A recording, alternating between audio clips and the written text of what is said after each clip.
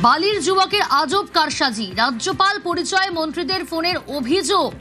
বালির এক যুবক তার আজব কারসাজি, নিজেকে রাজ্যপাল পরিচয় দিয়ে মন্ত্রীদের ফোন করা হয়, এমনটাই অভিযোগ সামনে আসছে। দেবাশিস রয়েছে আমার সঙ্গে।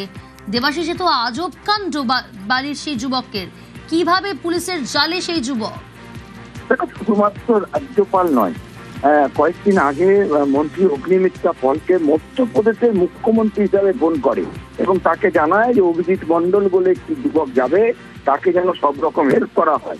অর্থাৎ নিজেই নিজেকে মুখ্যমন্ত্রী পরিচয় এবং নিজের নামে তাকে সুপারিশ করা, অর্থাৎ তার কাছে যাবে, তার যা যা দরকার সেগুলি যেন দিয়ে দেওয়া হয়। ঠিক এরকম ভাবেই কিন্তু একাধিক মানুষকে তিনি ফোন করতে থাকেন।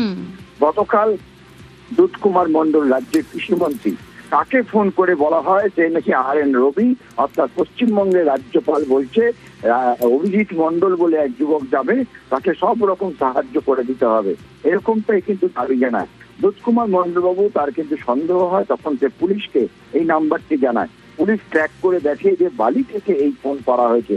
এরপর বালি থানার পুলিশের সাহায্যে নেওয়া হয়। বালি থানার পুলিশ মোবাইল নাম্বার ট্র্যাক করে তার চোখে অভিজিৎ মন্ডলকে গ্রেপ্তার করে। এরপরেই কিন্তু খোলাসা হয় যে শুধুমাত্র বালি বা বীরভূম নয়, বিভিন্ন জায়গায় বিভিন্ন থানায় একাধিক অভিযোগ রয়েছে এই যুবকের বিরুদ্ধে। বেশ দেবাশিস।